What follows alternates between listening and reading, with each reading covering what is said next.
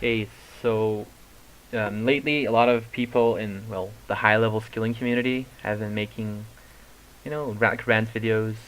Think of Ray or Lilador, maybe even Gingbino's old videos, and some of Aubrey's more recent videos. And in these videos, they kind of talk about their thoughts and ideas on the game and various other topics. I really enjoy watching them, so I thought, why not make one of my own, just for fun, I guess, and to kind of ventilate my thoughts and my ideas on the game. Um, Lately, I've been really motivated to go towards max again. As you can see, I'm currently doing agility, and I plan on going for 99 really fast now. After that, it's probably going to be mining, and it kind of relates to my first topic, as I'm going to be doing mining with blast mining. And that's a pretty inefficient thing to do, I'd say. Although for a non-alt user, I guess it's not that bad, but also in my inventory there's like farming supplies now. I really enjoy herb runs and I do a lot of them, which is again also something that is quite inefficient to do. But that's kind of the first topic I want to talk about, and that's that inefficiency is not a bad thing. I feel like in the community, people are so like focused on being really efficient and doing everything the best way possible because, well, it's kind of logical because in this game you really grind this game out for hours, right? You do the same thing for so many hours, and of course you're gonna want to do something that's as fast as possible. So, well, those hours are reduced. But I think with something that takes so long, for like example, if you want to get 200 mil agility, right, that's gonna take you quite a few hours. Well, at this course, at any course basically. But um, if Brimhaven is of course faster experience, right? But if you don't enjoy that, there's no way that you're gonna hold out until 200 mil, right? Well, not no way, but the odds are way lower than when you do this course that you can actually enjoy and do for long periods of time. So I feel like being efficient is not a bad thing when it makes you be able to grind faster. I think the best example of inefficiency is Capsking, right? This guy is as far as efficient as you can be as a skiller, I feel like. But still, he is top page and has been for quite a long time. He was also one of the first people to max. But he does everything in a way that he enjoys it, right? And you can see his gains are pretty good, right? He's top page, which is obviously a good feat. Now I myself, I play quite inefficiently as well. I make choices that kind of screwed me over. Like, I don't like to play alts, right? It makes me stressed out to playing two accounts at the same time. It's just something I don't enjoy. It's not necessarily something I'm against. Although I do feel like the game would be better if it would not be allowed. I just don't do it because I'm too lazy, basically. So I don't play alts, which of course make me a non-alt user, which require me to put time in making money, right? Because for alt users, they just make money on their alt, and they can do all the best methods on their main. Now for me, that's not the case, and I have to make money as much as I can through skilling. Now, I did a lot of rune crafting with money making, so I did a lot of astrals, I did a bit of Zaya RC when it came out. Not Zaya, I mean the the altar that gives you all the different runes. I forgot the name. The Urania altar, and I did some double Nas as well. But when Aubrey started doing lavas, it kind of looked like a very cool method to me, and I tried it out, and I really enjoyed it. Right, so I kind of did lavas from 92 to 99, and that was not really like efficiency wise. That was a bad choice for me because getting it through nature runes would have made me so much money. But instead, I actually lost money on rune crafting, right? And now I'm in the situation where, if you look at my skills, there's a lot of viables left, and not so many other skills. So I'm really in some trouble money wise, as my bank is only like 110 mil or something. So I made a couple bad decisions, but I think if I were to have done nature runes, I wouldn't have gotten 99 rune crafting yet, because I would keep burning out, because I absolutely hate the method. But lava runes I enjoyed a lot, so I got more gains that way. And although this is maybe a bad example, because I do think that in general it is efficient to do lava runes, even on a non-alt user. But yeah, that's just one example. of how, for me, being inefficient kind of helped me get gains, right? The same thing goes for fishing. I did a lot of AFK fishing, and it kind of made me grind it out way easier. I did like a 20 hours straight of AFK fishing or something, with a little bit of 3-tick here and there. But there's no way in hell I'll ever do a 20-hour of 3-tick fishing, right? Especially now that I'm already 99. So yeah, that's kind of why I don't really see efficiency as a very important thing. As long as you put in the hours, you will get ranks, and that is, in my opinion, more important than efficiency. Although it's something that goes in pairs, I feel like. I feel like you need a nice balance between efficiency and hours spent. And of course, the best players have both. Now, you know, about like my way to max is going to be quite inefficient, I feel like. My current plan is to do agility now, and like half of mining that which rests me. So it's like 4 mil XP I think I'm gonna do last mine, and then finish Slayer, and afterwards finish mining. And I'm gonna keep doing farm runs throughout these. And I hope after those two skills that I am like close to the money I need for Bibles. So yeah, after Slayer I'm gonna be doing ranged, because I want to sell all my gear after Slayer, so I have capital to do the Bibles.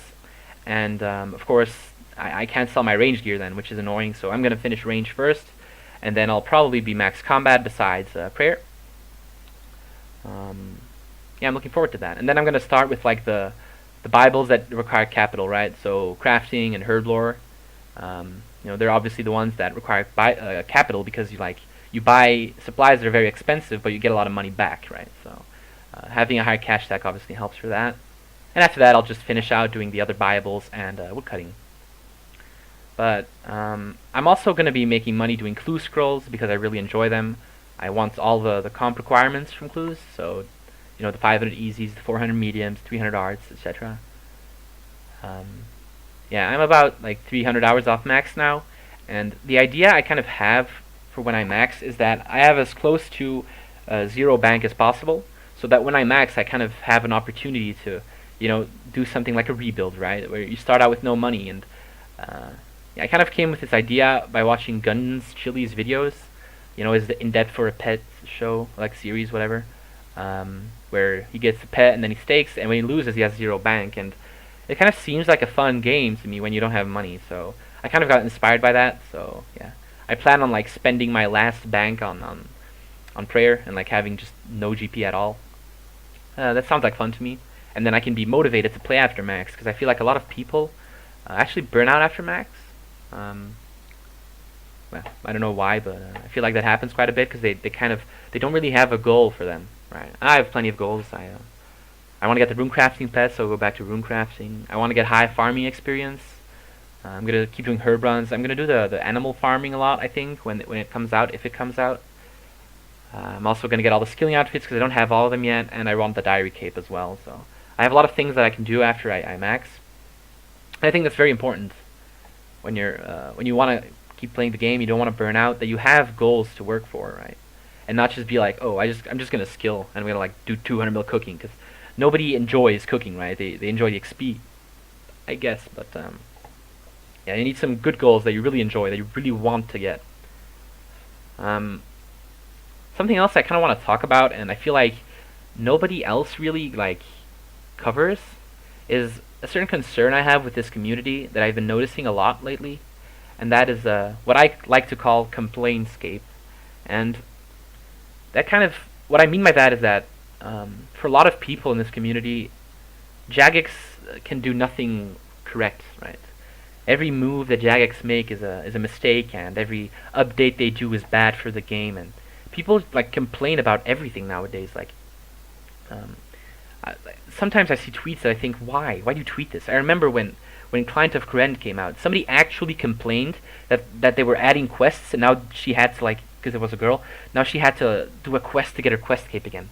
I was like, what do you expect? Do you want people to not add fucking content to the game because you have a quest cape? Like, it's one example, but that one really like triggered me, I guess, in a way. Especially because it's like a 5-minute quest. But I see this happen a lot. Also with Fossil Island. Now I do not mean by this that you are not allowed to complain about updates, right? And this is a very good example. Like Fossil Island, the day of release, right? Kind of like the first hour, there were people in my clan already complaining about like this first quest that is boring, that it's just running to places, talking to people, and it's like, oh, this content is shit because it's boring. And I'm like, dude, the content has only been out for like 10 minutes. You're doing the pre-quest that has barely any requirements that anybody can do. Like, and people were already complaining about how bad it was and how Jagex is a failure, etc., etc. Now, I must say that, in my opinion, Fossil Island is kind of a failure, though. But, I mean, the complaining already started before people actually realized like the weaknesses and maybe even the strengths of Fossil Island.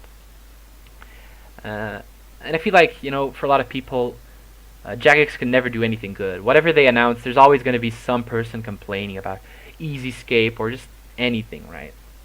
And I feel like this is something really bad about our community because, and that brings me to my next point, there are some very clear strengths in how Jagex works as a company, in my opinion. I'll compare it to another game I play, League of Legends. If I think about League of Legends and I think about its creators, right, its developers, I literally know zero names. I have no idea who works on League of Legends, right? So if I were to have a question or whatever, who do I ask, right? Are they even like reachable? Can I even ask a question at one of these people? Will they respond? But for old school RuneScape or just Jagex in general, you can log on to Twitter. You can send Mod Ash, or most of the mods, but mostly Ash in my opinion. You can send them a tweet, and they would respond within the day, right? And I think that is a strength of Jagex, that they have a very good connection to their community, right? And that's partially due to the weekly Q&As, the heavy involvement in RuneFest every year, and of course the high activity on Twitter, right? The thing that RuneScape does so well is that we are allowed to old school RuneScape, of course, we are allowed to decide what content we get, right?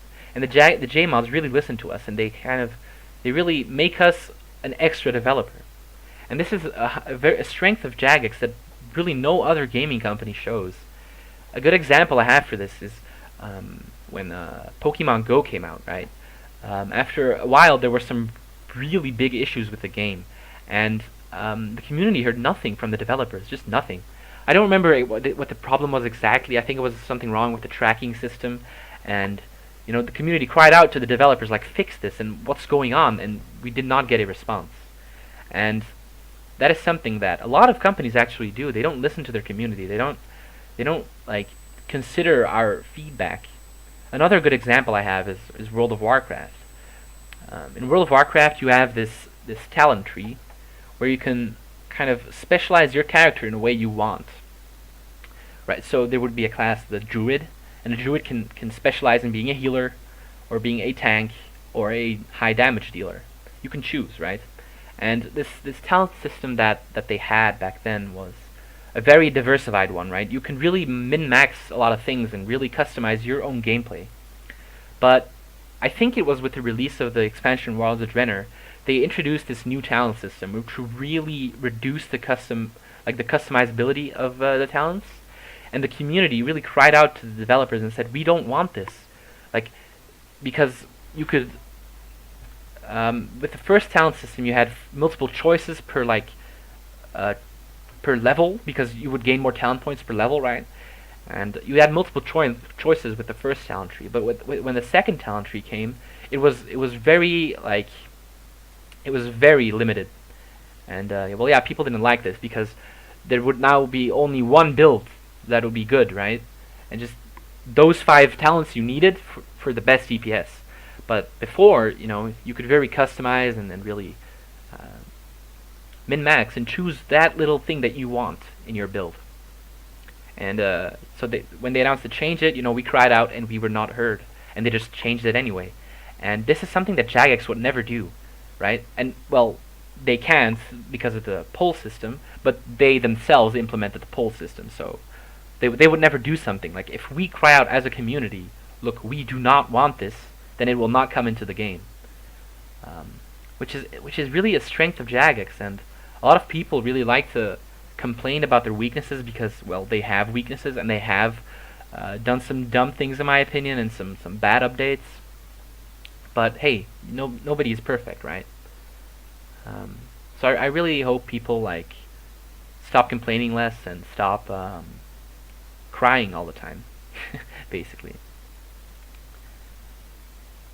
So yeah, I think that's kind of all I wanted to talk about. Um, I don't know how this video is gonna be. I don't even know how long it is, to be honest. It's like 15 minutes. Yeah. Let me know what you thought, I guess.